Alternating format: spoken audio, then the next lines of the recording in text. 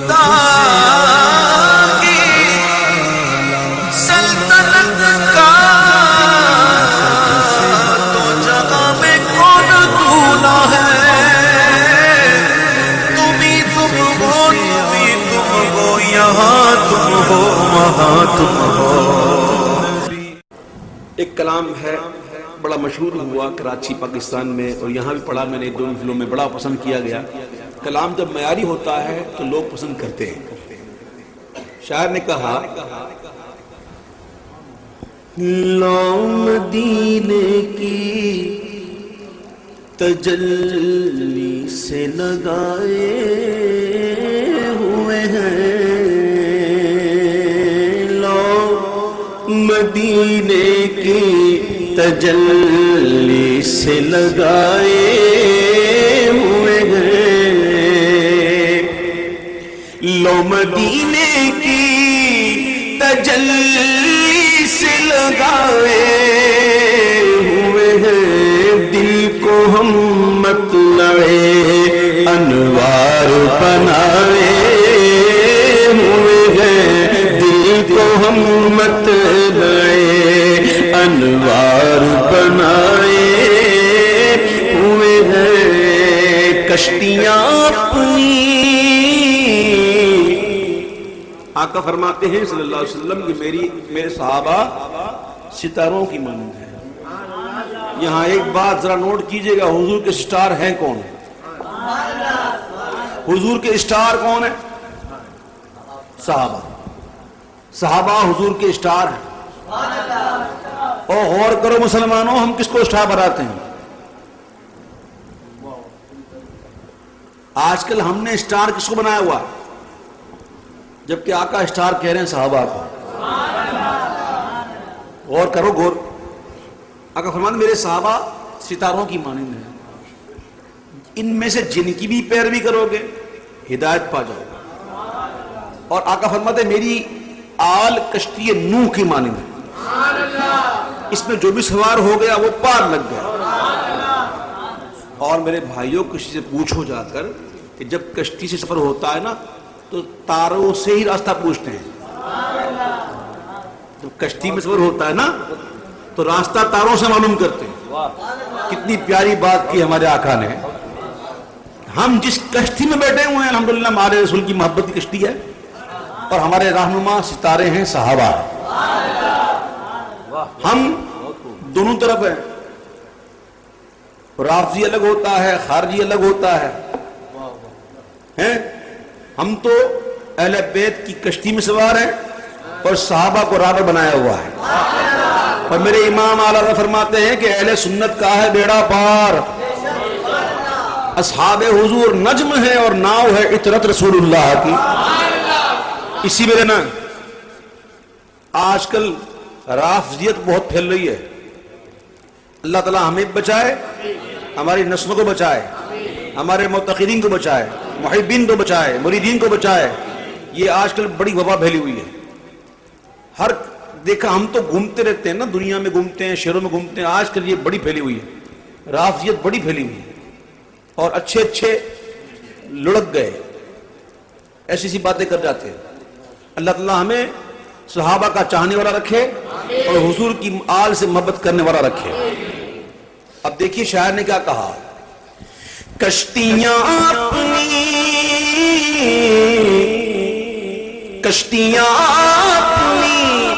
کنارے سے لگائے ہوئے ہیں، کیا وہ ڈوبے جو محمد کے ترائے ہوئے ہیں، کیا وہ ڈوبے جو محمد کے ترائے ہوئے ہیں، کیا وہ ڈوبے جو محمد کے ترائے ہوئے ہیں۔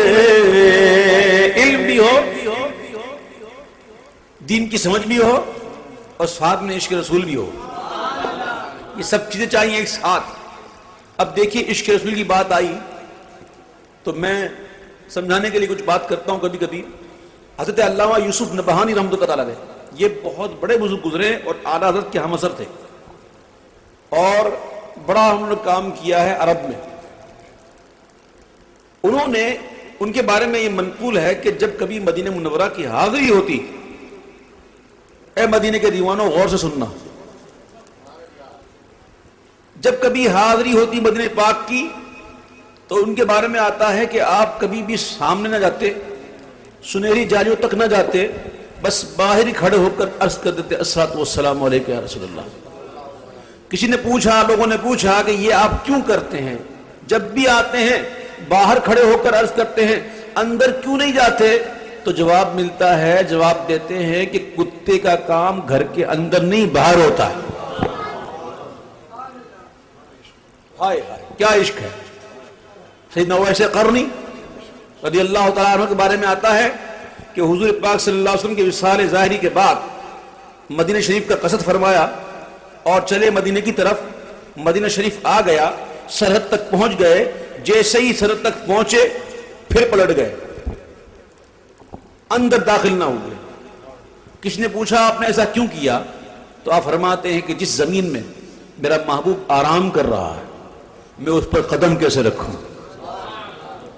یہ عشق ہوتا ہے. ہائے ہائے ہائے کیا بات ہے. یہ ایسے لوگ جو ہوتے ہیں وہ کیا سوچتے ہیں، وہ کیا سوچ کر ایسا کرتے ہیں، اس سوچ کی نمائندگی کرتا ہوا یہ شعر کہ شرم عصیاں سے، شرم عصیاں سے نہیں سامنے جایا جاتا، یہ بھی کیا کم ہے تیرے شہر میں آئے ہوئے ہیں، یہ بھی کیا کم ہے تیرے شہر میں آئے ہوئے ہیں. اور جو جائے مکہ اس کو ملے کعبہ، جو جائے مدینہ اس کو ملے مدینہ، جو جائے حضور کے لیے اس کو ملے حضور. جہاں کی نیت وہ ملتا ہے. اللہ والے جاتے ہیں نا تو وہ آقا سے ملنے جاتے ہیں، اور ان کا جانا ہی اور ہے، کیونکہ اپنا جانا اور ہے، ان کا بلانا اور ہے. جو ان کے بلائے سے جاتے ہیں نا ان کا معاملہ دوسرا ہوتا ہے. جب پہنچتے ہیں تو عرض کرتے ہیں کہ ایک جھلک آج دکھا، ایک جھلک آج دکھا اے گنبد خضرا کہ مکی کچھ بھی ہے دور سے دیدار کو آئے ہوئے ہیں، کچھ بھی ہے دور سے دیدار کو آئے ہوئے ہیں. قبر میں پہنچے، سوال کیا من ربو کا، ہم نے کہہ دیا ربی اللہ. پھر پوچھا ما دینوں کا، ہم نے کہہ دیا دین الاسلام. پھر سرکار کا جلوہ دکھایا، ما کنت تقول فی ھذا الرجل، ہم بھی کہ اٹھے کھڑے ہو کر ہوا محمد رسول اللہ صلی اللہ علیہ وسلم. تو پھر کیا ہوا؟ یہ میں بات جو حسن ظن کی بنیاد پر کر رہا ہوں، آگے کی خبر ہے پہلے کر رہا ہوں. شاعری میں راوا ہے، میرے امام نے بھی کیا ہے کہ نکیرین کرتے ہیں کیوں کرتے ہیں؟ فدا ہو کے تجھ پہ یہ عزت ملی ہے. ہمارا انشاءاللہ حسن ظن ہے کہ ہم جب جائیں گے تو ایسا ہی ہوگا. ہم جوابات دے دیں گے، سرکار کی نظر کرم ہو جائے گی، قبر میں نور کے چشمے لہرا جائیں گے اور تا حشر چشمے لہراتے رہیں گے. تو پھر حکم ہوگا سو جا، جیسا دلہن سوتی ہے ہم سو جائیں گے دلہن کی طرح. اور وہ نیند ایسی نیند ہوگی، ایسی پیاری نیند ہوگی. امام کہتے ہیں، میرے اعلیٰ حضرت کہتے ہیں کہ تاب مہر حشر سے چونکے نہ کشتا نور کا. میدان محشر قائم ہوگا، سب اپنی اپنی قبروں سے اٹھیں گے، سوا نیزے پر سورج ہوگا، زمین تانبے کی ہوگی. یہاں ہم ایک کمرے میں سو جائیں، کمرہ بند کر دیں، کرٹن لگا دیں، اور بعض اوقات دن کے 12 بجے کوئی آئے اور پر کرٹن ہٹا دے، سامنے سورج ہو تو ہم اٹھیں گے بعد میں، پہلے چونکیں گے۔ اٹھنا اور چونکنا فرق ہے، اٹھیں گے بعد میں، پہلے چونکیں گے۔ لیکن وہ کون سا وقت ہوگا کہ سورج سوا نیزے پر ہوگا، زمین تانبے کی ہوگی، لیکن حضور کا غلام چین سے سویا ہے۔ تاب مہر حشر سے چونکے نہ کشتا نور کا، تو کیسے اٹھے گا؟ ہمیں یاد ہے ہم نے ماں کی چھینٹیں کھائی ہیں، پانی کی بوندیں کھائی ہیں۔ جب اسکول کے لیے نہیں اٹھتے تھے تو ماں پیار سے پانی لے کے آتی تھی اور منہ پہ چھینٹیں مارتی تھی، اب تو اٹھ جا بیٹا، اٹھ جا۔ جب چھینٹیں پڑتی تھی تو ہم اٹھ جاتے تھے۔ آئے ہائے وہ کیسا عاشق ہے کہ تاب مہر حشر سے چونکے نہ کشتا نور کا، تو اٹھے گا کیسے؟ بوندیاں رحمت کی دینے آئیں چھیٹا نور کا۔ اٹھ اٹھ پھر اٹھے گا، وہ نیند ہی ایسی ہے۔ شاعر کہتا ہے کہ قبر کی نیند سے، قبر کی نیند سے اٹھنا کوئی آسان نہ تھا، ہم تو محشر میں انہیں دیکھنے آئے ہوئے گئے، ہم تو محشر میں انہیں دیکھنے آئے۔ قبر کی نیند سے اٹھنا کوئی آسان نہ تھا، ہم تو محشر میں انہیں دیکھنے آئے ہوئے گئے۔ بہت پیارا شعر شاہ صاحب، کیا شعر لکھا ہے کہ نام آتے ہی آتے ہی نام آتے ہی ابو بکر عمر کا لب پر، نام آتے ہی ابو بکر عمر کا لب پر، تو بگڑتا ہے، تو بگڑتا ہے، وہ پہلو میں سلائے ہوئے ہیں، تو بگڑتا ہے، نام آتے گی ابو بکر عمر کا لب پر، تو بگڑتا ہے، وہ پہلو میں سلائے ہوئے گئے۔ محبوب رب عرش میں اس سبز قبہ میں پہلو میں جلوہ گاہ عتیق عمر کی ہے، سعد ان کا قرام ہے، پہلو میں ماہ میں جھرمٹ کیے ہیں تارے، تجلی قمر کی ہے، تو بگڑتا ہے، وہ پہلو میں سنائے۔ ہاں سورہ قلم پڑھو قرآن میں، ابتدائی آیتیں ہیں، 5-6 آیتیں چھوڑ کر پھر پڑھ لینا۔ ولید بن مغیرہ کا واقعہ موجود ہے، جس نے حضور کے علم کا مذاق اڑایا، جس نے حضور کے اختیارات کا مذاق اڑایا، آقا کی شان میں گستاخی کی۔ کیا ہوا؟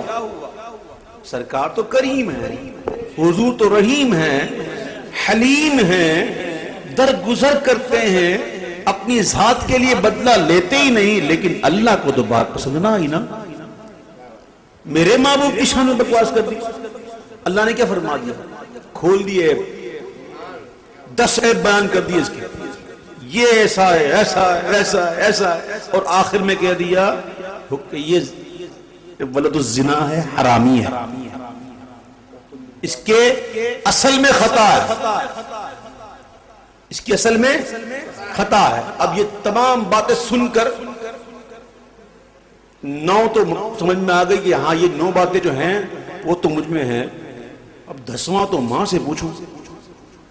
گھر گیا، ماں سے کہتا ہے کہ تو بتا کہ کیا میں حلالی ہوں یا حرامی ہوں؟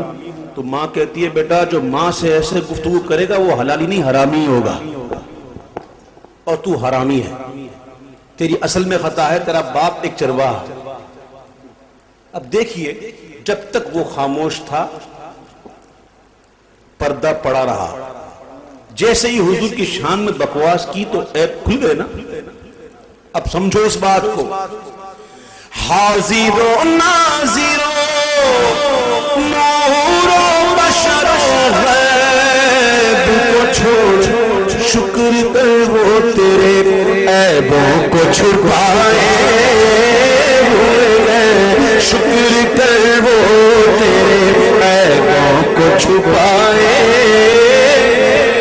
حاضر و ناظر و نور و بشر و غیب کو چھوڑ شکر کر وہ تیرے عیبوں کو چھپائے ہوئے ہیں. شکر کر وہ تیرے عیبوں کو چھپائے ہوئے ہیں. کیوں نہ پلہ تیرے اعمال کا بھاری ہو نصیر.